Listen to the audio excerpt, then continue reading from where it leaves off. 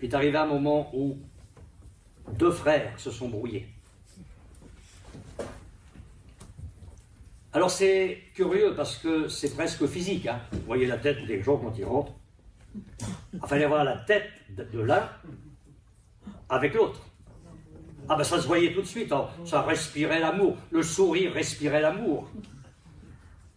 Je me disais, mais Seigneur, c'est pas possible. On est dans le même local, et il était petit le local. On est devant le même Seigneur. On chante les mêmes cantiques.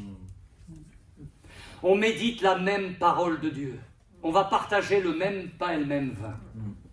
Et on ne peut pas s'aimer. Mais ça veut dire quoi, ça? Et l'un des deux, un jour est venu me demander l'onction d'huile parce qu'il souffrait d'asthme depuis 30 ans. Et je lui dis non. Ah oui, vous avez un pasteur terrible, hein, c'est ça que vous allez bientôt en changer. J'insiste. Je dis non, non, non, je ne vous ferai pas l'onction d'huile. Parce qu'il y a des conditions à remplir. Comment voulez-vous que Dieu vous guérisse, vous bénisse? Ça fait 30 ans que vous vous traînez avec ça, mais il y a des ressentiments dans votre cœur. Vous n'êtes pas capable d'être unis, alors je ne le ferai pas.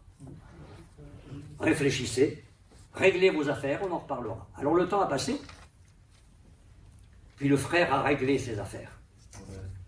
Vous allez voir ce frère, ils se sont expliqués, ils se sont pardonnés.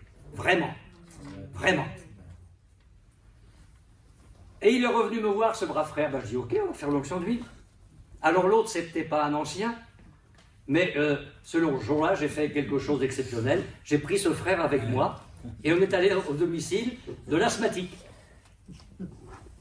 Alors j'ai oint d'huile le frère. L'autre frère était là, il a prié avec moi. Et vous savez quoi?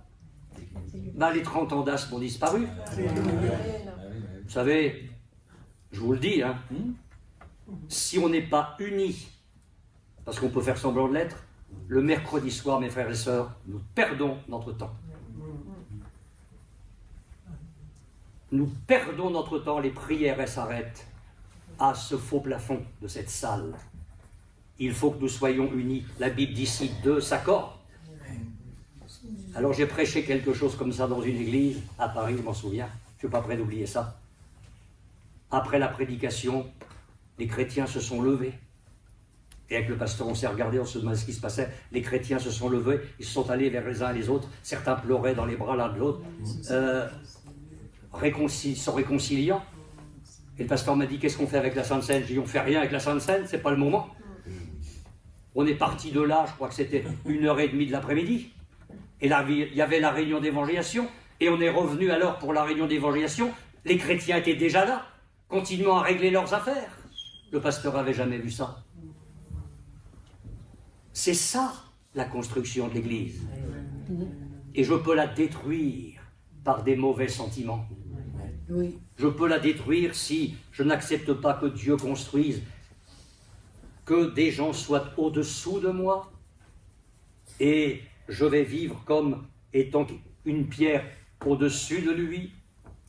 J'accepte que des gens soient au-dessus de moi, à côté de moi, et c'est ça qui va faire l'édifice de la maison de Dieu. J'aurais plein de choses à vous dire, mais je veux être sage. Je m'arrête là.